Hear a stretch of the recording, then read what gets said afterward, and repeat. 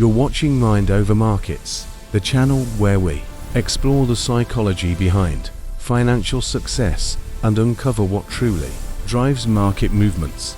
We're excited to have you here with us today. In this episode, we're diving into one of the most powerful forces in investing, the battle between fear and greed.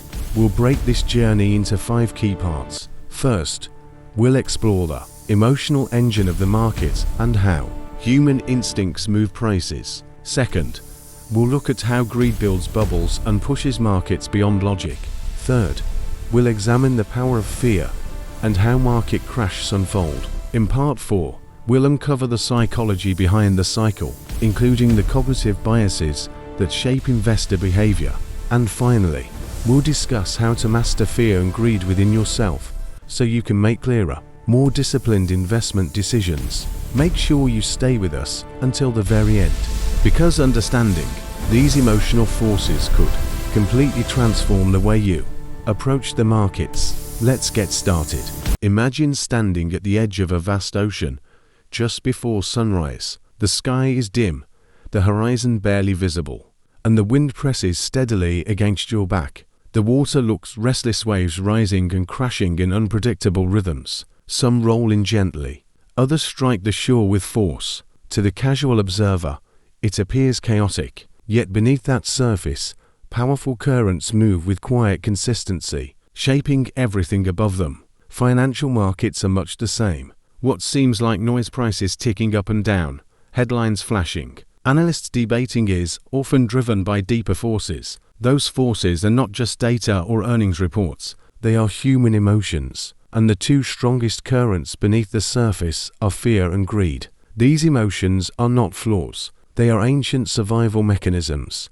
Fear protects us from danger. It sharpens focus and urges caution. Greed, better described as ambition or the drive for more, pushes us to pursue opportunity and improve our circumstances. In daily life, these instincts help us survive and progress. But markets are not ordinary environments. They combine uncertainty, competition, social influence, and money into one arena. When financial stakes are high, fear and greed intensify. They spread quickly. When markets rise and portfolios grow, greed begins to build. It rarely sounds reckless. Instead, it feels rational. The trend is strong. The fundamentals support this. You should participate. Investors take slightly more risk, stretch their limits, and grow more confident as gains accumulate. Optimism starts to feel intelligent. Soon, social proof reinforces the trend. Friends share returns. Media highlights success stories. Sitting on the sidelines feels uncomfortable. Missing out feels painful. Prudence begins to look like hesitation. Then the tide turns. A disappointing report, a geopolitical shock, tied to financial conditions. Prices fall. At first, it seems manageable, but as losses deepen, fear takes hold. Unlike greed, fear is urgent. Protect yourself. Get out, because losses feel more painful than gains feel pleasurable. Fear often spreads faster. The instinct to stop the pain can overpower long-term thinking. Markets are social systems. We look to others for cues. If everyone is buying, it feels safer to buy. If everyone is selling, it feels safer to sell. Herd behavior amplifies emotional swings. In rising markets, risks are minimized and positive narratives dominate. Valuations stretch, justified by compelling stories. In falling markets, the same facts are viewed through a darker lens. Optimism turns to skepticism. Perception shifts even if fundamentals have not dramatically changed. This is why markets move in cycles. When greed dominates, prices can rise beyond reasonable value. Expectations become unrealistic. Eventually, reality intervenes. When fear dominates, prices can fall below intrinsic worth. Panic pushes assets to levels that seem irrational in hindsight. Extremes are driven as much by sentiment as by spreadsheets. Recognizing this does not mean predicting every move. It means understanding that markets are human before they are mathematical. Prices reflect expectations, and expectations are shaped by emotion. The most successful long-term investors do not eliminate emotion, they prepare for it. They create strategies that account for volatility. They set rules in calm periods to guide them in turbulent ones. They know that when everyone feels invincible, hidden risk may be building, and when everyone feels hopeless, opportunity may be forming. Self-awareness becomes an advantage. Am I acting on evidence or emotion? Am I increasing risk because it fits my plan, or because I fear missing out? Am I selling due to changed fundamentals or temporary discomfort? Mastering markets is not just about analyzing numbers. It is about managing reactions to uncertainty. Discipline, patience, and perspective serve as anchors. The ocean will always have waves. Storms will come and go. Skilled navigators do not try to stop the waters. Motion, they learn to understand it. Fear and greed will always exist in markets. The question is whether you will be tossed by every wave or learn to recognize the deeper currents and move forward with steady intention. Greed rarely announces itself loudly at first. It does not storm in declaring reckless ambition. It slips in quietly. A market begins to rise. A sector gains momentum. Early investors post impressive returns. Media highlights their success. Social feeds amplify profits. And conversations shift from caution to curiosity. At first, the gains may be justified. A new technology may truly be transformative. Economic conditions may support expansion. Earnings may be growing. Early optimism is often grounded in real progress. But as prices continue climbing, something changes. Investors begin projecting recent success indefinitely forward. If it rose 20% this year, why not next year? Extrapolation feels logical because it relies on fresh evidence. Yet markets are cyclical. Periods of rapid growth are often followed by slowdowns or declines. Assuming momentum will continue ignores that rhythm. As more participants enter, demand increases and prices rise further. Rising prices create validation. Early buyers feel smart. Observers interpret their confidence as expertise. The upward trend itself becomes proof that buying was correct. Confidence feeds greed. Gradually, the key question shifts from "is this worth the price?" to "how much higher can it go?" Valuation becomes secondary to momentum. Risk feels distant. Skeptics are dismissed as outdated or overly cautious. This time is different quietly takes hold. Narratives strengthen the trend. Stories are easier to believe than spreadsheets. A compelling vision disruption, dominance, revolution can justify almost any price in the short term. As long as the story holds, doubt feels unnecessary. Social proof intensifies the cycle. If friends, colleagues, and public figures appear to be profiting, staying out feels like a mistake. The fear of missing out FOMO grows. Ironically, greed is often fueled by the fear of being left behind. Participation broadens. New investors enter. Risk tolerance rises. Near the peak of a bubble, caution feels foolish. Conservative strategies seem outdated. Leverage increases as investors borrow to amplify gains. Risk management weakens. The belief in continued price increases becomes the default assumption. But bubbles are fragile. They depend on rising expectations. When expectations become extreme, even small disappointments can cause damage. Perhaps earnings growth slows slightly. Perhaps interest rates rise. Perhaps a regulatory concern emerges. Because valuations already assume near-perfect outcomes, minor setbacks can trigger doubt. At first, selling appears manageable, a routine correction. But as prices dip further, confidence erodes. Late buyers feel pressure. Losses mount quickly. Leverage magnifies declines. Margin calls force more selling. What began as a modest pullback can turn into a cascade. Just as greed fueled the rise, fear fuels the fall. Lower prices weaken confidence. Weakened confidence prompts more selling. The same social forces that amplified optimism now amplify panic. Investors who once ignored risk rush to reduce exposure. The narrative flips from excitement to regret. Recognizing greed means watching for warning signs. Rapid price increases disconnected from fundamentals. Overconfidence in projections. Dismissal of risk. Widespread participation driven by stories rather than analysis. growing leverage, and normalization of extreme valuations. Greed itself is not inherently harmful. It drives innovation, investment, and growth. Markets rely on ambition. The danger emerges when greed becomes detached from discipline, when momentum replaces evaluation, and enthusiasm replaces prudence. Awareness is essential. When excitement turns to euphoria, pause. When valuation seems irrelevant, reconsider it. When certainty feels universal, ask tougher questions.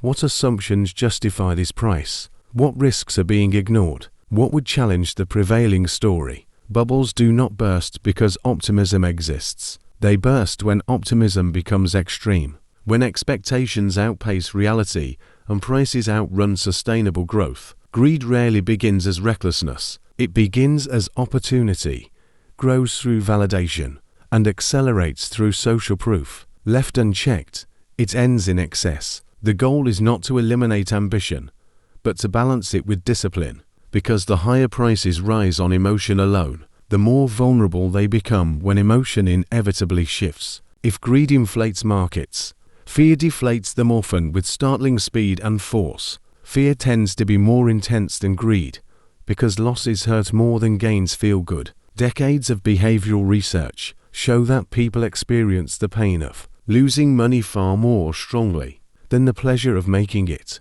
This imbalance, known as loss aversion, drives sharp emotional reactions when portfolios decline. When prices begin falling, uncertainty rises. Investors start asking, how bad will this get, and how much more could I lose?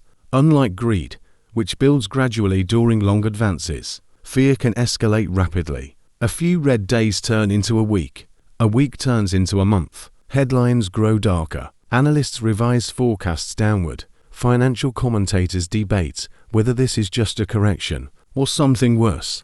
Uncertainty is the true fuel of fear.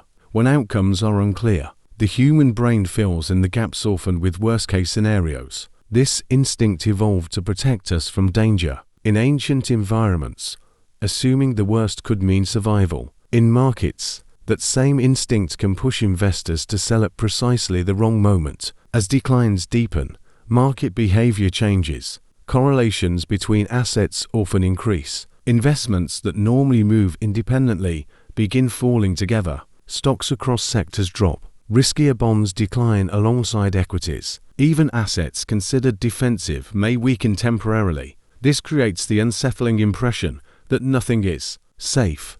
Investors who once felt diversified suddenly feel exposed. Liquidity can dry up during these periods. Buyers hesitate, waiting for clarity. Sellers, however, feel urgency. They want out. This imbalance widens bid-ask spreads and accelerates price declines. Prices fall not only because fundamentals deteriorate, but because investors demand a higher emotional premium to hold risk. The cost of uncertainty rises. Margin and leverage amplify the dynamic. Falling prices trigger margin calls. Investors who borrow to invest must either add capital or sell positions. False selling adds pressure to already falling markets. What begins as a rational reassessment of value can spiral into a cascade, driven by mechanics and emotion. At market bottoms, fear often reaches an extreme. News coverage becomes overwhelmingly negative. Economic forecasts turn grim.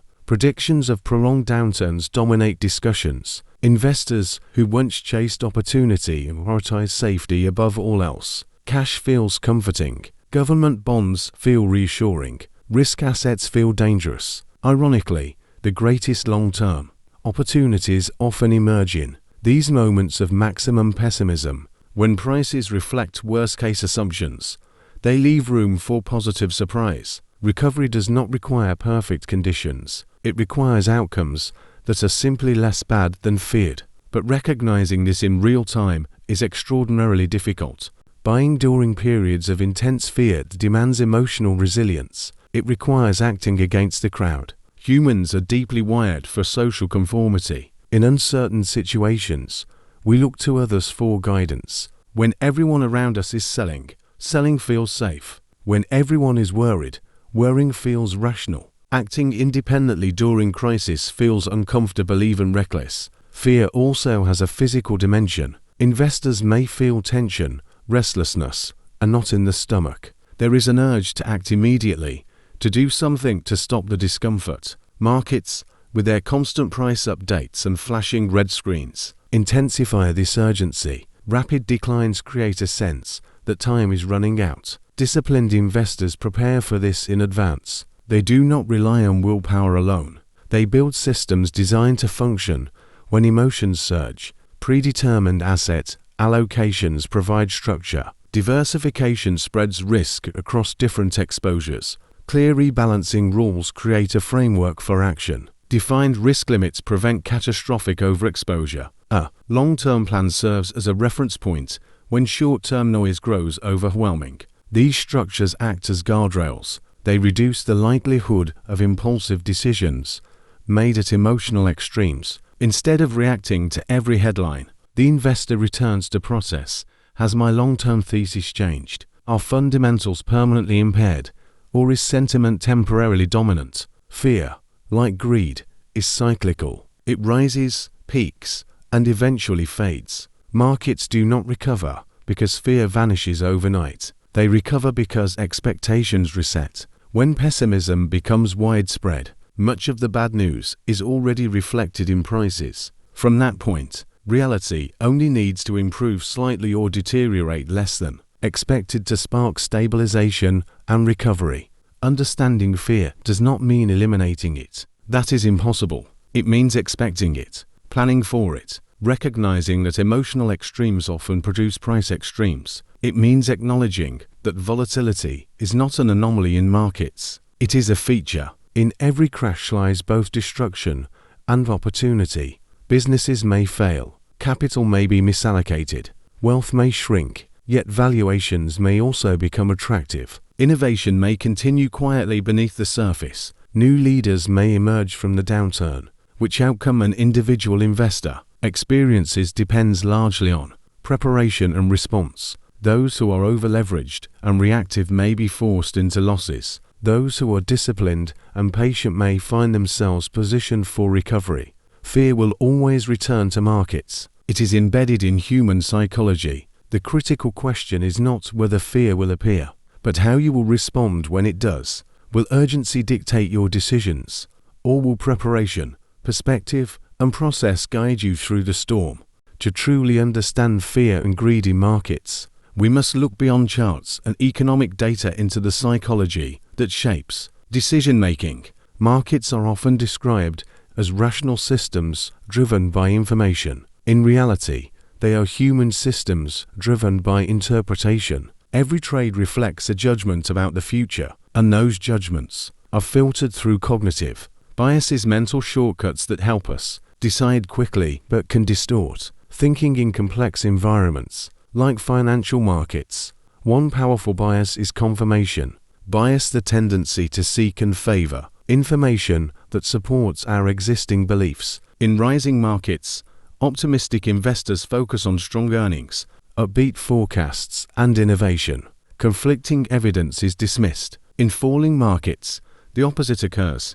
Negative headlines dominate attention, reinforcing pessimism. Confirmation bias strengthens whatever emotional trend is already in motion. Recency bias is equally influential. We naturally overweight recent events when forming expectations. After years of gains, investors assume growth will continue. After sharp declines, recovery feels unlikely. Short-term trends are mistaken for long-term reality, blinding us to historical cycles. Overconfidence also plays a major role. Following a series of successful investments, individuals often attribute results to skill rather than favorable market conditions. A rising market can make average decisions look brilliant. This illusion of control encourages greater risk-taking, concentrated positions, added leverage, reduced diversification often near market peaks. Loss aversion amplifies fear. Because losses feel more painful than gains feel rewarding, investors behave asymmetrically. They may cling to losing positions to avoid realizing a loss, hoping to get back to even. At the same time, they may sell winners too quickly to secure gains. This pattern, letting losers run and cutting winners short, can quietly damage Long-term returns. Herd behavior intensifies both fear and greed. Humans evolve to look to others in uncertain situations. In markets, this instinct becomes social proof. If many people are buying, buying feels safe. If many are selling, selling feels prudent. Acting with the crowd reduces discomfort, but it can magnify collective mistakes. Anchoring adds another distortion. Investors fixate on reference points, often the price they paid for an asset. A stock trading below that price feels cheap, even if fundamentals have deteriorated. A rapidly rising asset may feel justified simply because recent prices reset expectations. Anchors limit objective evaluation. Together, these biases create feedback loops. In rising markets, higher prices boost confidence. Confidence encourages more buying. More buying pushes prices even higher. Optimism expands, skepticism fades, and expectations drift away from fundamentals. When the cycle reverses, the same forces work in the opposite direction. Losses reduce confidence. Reduced confidence triggers selling. Selling drives prices lower. Negative information receives greater attention. A modest decline can evolve into widespread pessimism. These patterns repeat throughout history. The specific assets change: railroads, technology stocks, housing, digital assets. Economic systems evolve, regulations shift, yet the psychological framework remains consistent. Fear and greed, filtered through bias, continue to shape collective behavior. Modern technology accelerates this dynamic. News spreads instantly. Social media amplifies narratives in real time. Market movements are visible every second. This constant feedback intensifies emotional reactions and shortens perceived time horizons. The tools are modern, but the human brain responding to them is not.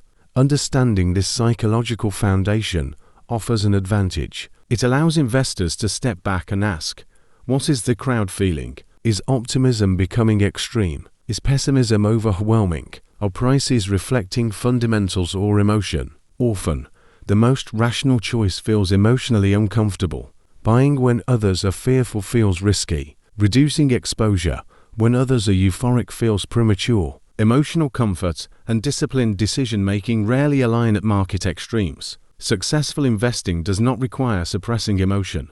Fear and excitement are natural. The goal is to separate feeling from action. You can feel fear without selling impulsively. You can feel excitement without overextending risk. Structured processes help create that separation. Clear investment criteria, predefined risk limits, diversification, and periodic rebalancing provide stability when emotions surge. Instead of reacting to headlines, the disciplined investor asks, has my long-term thesis changed? What evidence supports this move? Which biases might be influencing me? Awareness creates space between stimulus and response. In that space lies better judgment. Over time, this reflective approach compounds. It reduces extreme mistakes during bubbles and crashes and transforms volatility from a source of panic into a manageable feature of markets. Fear and greed will never disappear because they are embedded in human nature, but by understanding the biases that amplify them, investors can navigate cycles with greater clarity. Emotional waves will continue to rise and fall, but with awareness and discipline. They no longer have to control every decision. Ultimately, understanding markets means understanding yourself. You cannot control global events or predict every economic shift. Markets will always react to forces beyond your reach, but you can control something far more powerful: your process. Start with clarity. Define your objective. Are you investing for long-term growth, income, or preservation? A clear goal anchors your decisions. Without it, choices drift with headlines and emotion. With it, you measure actions against purpose, not panic. Set rules before emotions rise. Decide your asset allocation in calm periods, not during extremes. Determine how much risk you can truly tolerate financially and psychologically. If a 20% decline would cause panic, your strategy may be too aggressive. The best plan isn't the one with the highest potential return. It's the one you can follow consistently through volatility. Diversification helps soften emotional swings. When one area struggles, another may stabilize. You won't remove volatility entirely, but you can make it manageable. Automation strengthens discipline. Regular contributions and periodic rebalancing reduce reactive decisions. Structure replaces impulse. Consistency replaces guesswork. Perspective matters most. Markets move in cycles. Booms and busts are features, not flaws. Short-term volatility is the cost of long-term growth. When greed rises and optimism feels endless, remember that trends don't last forever. When fear dominates, remember that recoveries often begin when confidence is lowest. Emotional extremes create price extremes, and those extremes eventually correct. Self-awareness is your edge. Notice urgency. Notice overconfidence. Pause before acting. Ask, is this decision based on evidence or emotion? Has my thesis changed, or just my feelings? Enduring investors don't eliminate fear and greed. They build systems strong enough to withstand them. Emotions will surface, but they don't have to control your actions. Markets are a mirror of collective emotion. Mastering them begins with mastering yourself. If this helped you think differently about markets and mindset, support the journey. Like this if it added value. Share it with someone building long-term discipline. Subscribe for more insights on investing psychology, and turn on the notification bell so you never miss future content. The waves will continue. The cycles will repeat, but with awareness and discipline. You won't just endure them, you'll navigate them with confidence.